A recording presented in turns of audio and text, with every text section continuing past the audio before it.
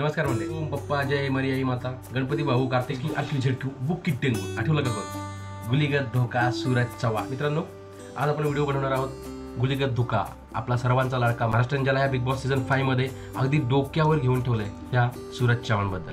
सूरज चव्हाण बारामतीतील एका खेडेगावातला मुलगा.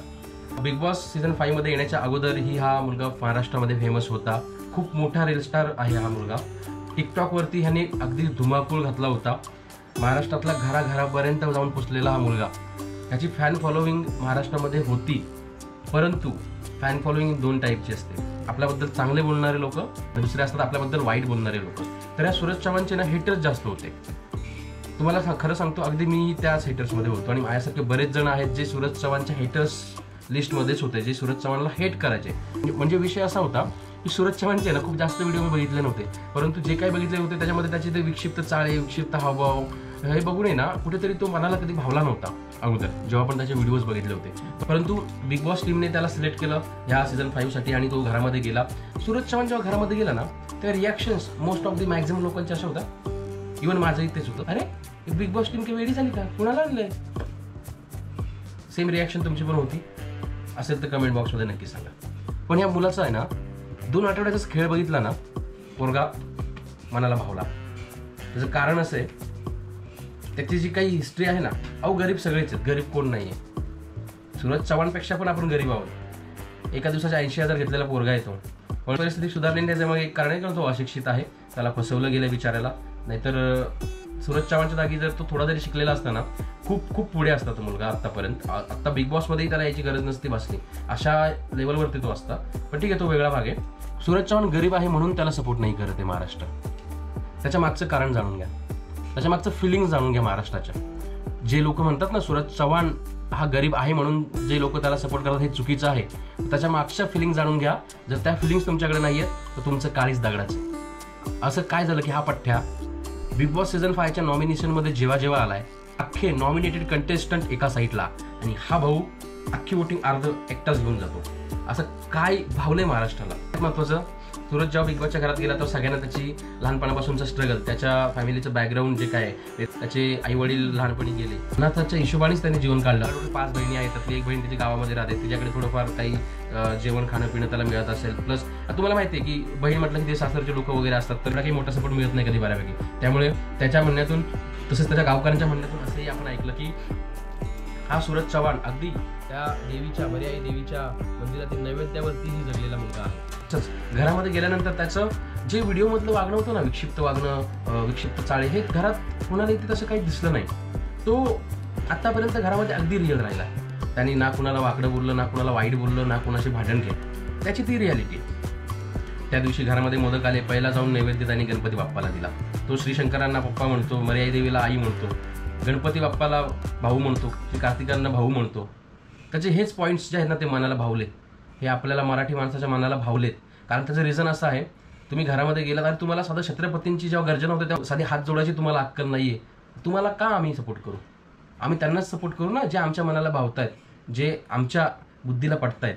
तर ह्याच कारणामुळे सूरज चव्हाणचे अगोदर टॉकमध्ये फॉलोअर्स होते सूरज चव्हाणचे, परंतु ह्याच कारणामुळे सूरजचे फॉलोअर्स बिग बॉस नंतर कितीतरी फॉलोअर्स ॲडअप झाले आणि त्यांनी सूरज चव्हाणला घरामध्ये टिकून ठेवण्यासाठी प्रामाणिकपणे वोटिंगही केलंय. तर मित्रांनो, तुम्हाला सांगतो, तुम्ही जिओ सिनेमावरती जाऊन वोटिंग करू शकता. एका आयडीवरून टोटल 99 वोट्स करता येतात. तर तुम्ही असे 2-3 आयडी 4 आयडी तुमच्याकडे जेवढ्या आयडीज असतील त्या आयडीवरून तुम्ही वोटिंग करू शकता आणि तुमच्या आवडत्या कंटेस्टंटला घरातून बाहेर जाण्यापासून आणि ट्रॉफी जिंकण्यापर्यंत तुम्ही पोहोचवू शकता. हा सूरज आहे ना, हा एक लोकांना असं वाटतंय ना सगळ्यांना की हा एक आमच्यातलाच माणूस आहे, हा मीच आहे तिथे आणि हा माणूस ट्रॉफी जिंकला पाहिजे. हा ट्रॉफी जिंकला म्हणजे ट्रॉफी आमच्यापर्यंत पोहोचली, ट्रॉफी माझ्यापर्यंत पोहोचली, असं बऱ्याच जणांना वाटतंय. आणि त्यांना हे वाटत नाही, हा डिझर्विंग कंटेस्टंट नाही आहे, घरामध्ये त्याचं खूप असं काही कॉन्ट्रीब्युशन नाही आहे, तो घरामध्ये बोलत नाही. तर माझं एकच प्रश्न ह्या लोकांना, तुम्ही हा जो प्रश्न आहे ना की सूरज डिझर्विंग नाही आहे, हा प्रश्न जाऊन तुम्ही बिग बॉसच्या क्रिएटिव्ह टीमला विचारा. ज्या बिग बॉसच्या क्रिएटिव्ह टीमने सूरजचे इंटरव्ह्यूज घेतलेत. कोणी डायरेक्टर त्या बिग बॉसच्या घरामध्ये जाऊन बसत नाही. त्याचे खूप सारे राऊंड्स घेतले जातात, इंटरव्ह्यू घेतला जातो, त्याची मेंटल स्टॅबिलिटी बघितली जाते, त्याचं ओव्हरऑल बिहेवियर बघितलं जातं, सगळ्या गोष्टी बघितल्या जातात. तर माझं एकच म्हणणं आहे, तुम्ही हा प्रश्न कलर्सवाल्यांना विचारा, त्यांनी काय भांगपिऊन सूर्यला घरामध्ये सिलेक्शन केलं का? जर त्याला जर ट्रॉफी द्यायची नसेल, जर लोकांच्या वोटिंगचा मान ठेवून जर ट्रॉफी द्यायची नसेल, तर तुम्ही काय फक्त TRP साठी त्याला आणलाय का घरामध्ये? हे असं जर असेल तर हे चुकीचं आहे. कारण तो मुलगा घरामध्ये रिअल वागला आहे. कोण म्हणतो सूरजच्या घरामध्ये कॉन्ट्रीब्युशन नाही? त्या घरामध्ये काही नुसतं लोकांच्या लायकी काढली, लोकांना उलटं बोललं, वाकडं तिकडे बोललं कीच दिसतो असं असतं का? आपल्याला ते 24 तास बिग बॉस तसंही दाखवलं जात नाही. 24 तासामधलं तासभराचं, सव्वा तासाचं जे काही त्यांना इंटरेस्टिंग कंटेंट वाटतो तो आपल्याला दाखवतात. तो घरामध्ये बोलतो, तर त्याचे मुद्दे थोडेफार मांडतोच तो. आत्तापर्यंत बऱ्याचशा टास्कमध्ये सूरजने त्याचं प्रॉपर डेडिकेशन देऊन त्यांनी गेम खेळलेला आहे. तुम्ही बघितलं असेल, तो कुणाही समोर खेळायला घाबरला नाही. हां, आता ते बिग बॉसची चुकी आहे. बिग बॉसने आता त्याला नंतर बऱ्याच वेळा ए टीममधूनच टाकला. तर ए टीममध्ये त्याला जर प्रॉपर खेळलं देऊ जात नसेल, त्याला त्याचे प्रॉपर मत घेतले जात नसतील, तर थोडासा कुठेतरी तो असं हे होतो, बॅकफुटला येतो. त्यामुळे असं नाही म्हणू शकत की तो खेळतच नाही. तुम्ही बघा, तो ज्या पण टीममधून खेळला त्या टीमशी तो प्रामाणिकपणेच खेळलाय. त्यांनी कुठली गद्दारी किंवा असा टॅग भाऊच्या धक्क्यावरती त्याला नाही दिला गेला. तो प्रामाणिकपणे खेळलाय, मनापासून खेळलाय, त्याचं कौतुकही केलं गेलेलं आहे. तर तुम्ही असं नाही म्हणू शकत त्याला काहीच कॉन्ट्रीब्युशन नाही. कॉन्ट्रीब्युशन आहे.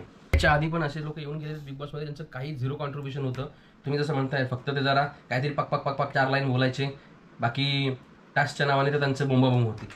मग ती लोक जर तुम्हाला चालत होती, ती लोक जर तुम्हाला as a winner, as a contestant चालत होती, तर हा सूरज जो आहे ना, त्यांच्याकडे लाखपटीने गुणाचा माणूस आहे आणि मनाचा माणूस आहे. जास्त महाराष्ट्राला भावलं, कारण त्याची रियालिटी कुठेतरी मनाला भावली लोकांच्या, त्यामुळे लोक त्याला सपोर्ट करतात. तर आज महाराष्ट्राच्या जनतेमध्ये 40 ते 50% लोक बिग बॉस मराठी सीझन 5 मध्ये सूरजला सपोर्ट करतात. हे त्यांनी कमवलेली जनता, हे कमवलेले प्रेक्षक आहेत. तर कलर्सवाले कृपा करून ह्या सीझनमध्ये कुठल्याही प्रकारचं मॅनिप्युलेशन करू नका.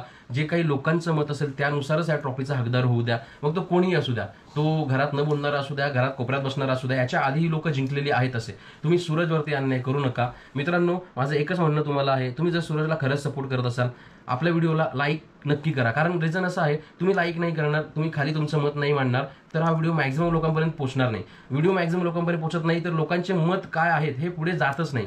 तर कृपा करून व्हिडिओला लाईक करा, तुमचं कमेंट्समध्ये मत मांडा. सगळ्यात महत्त्वाचं म्हणजे, आणि सूरजला जिंकून द्यायचा आहे. सोशल मीडियावरती बरेच जण बोलतात ना, हो मीच सूरजचा PR. बघू कोण अडवते सूरजला ट्रॉफी जिंकण्यापासून.